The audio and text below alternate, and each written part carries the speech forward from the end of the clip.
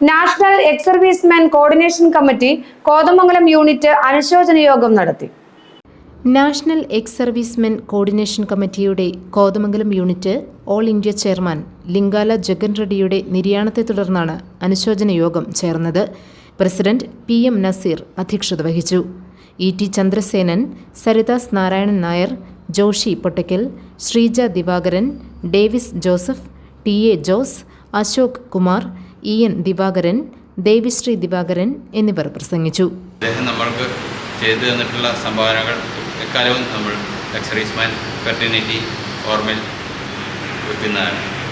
അദ്ദേഹത്തിൻ്റെ മെയിനായിട്ടുള്ള ഒരു സമരമുറയായിരുന്നു നമ്മളുടെ OROPയുടെ സർക്കാരിനെതിരായിട്ട് മെഡലുകളെല്ലാം എല്ലാ എക്സ് സർവീസ്മാനും തിരിച്ചു കൊടുത്ത് ഒരു സമര മുറ പ്രാബല്യത്തിൽ കൊണ്ടുവന്ന് ഇതോടുകൂടിയാണ് നമ്മളുടെ OROP 2020 പ്രാബല്യത്തിൽ വന്നത്. GTV news Kothamangalam.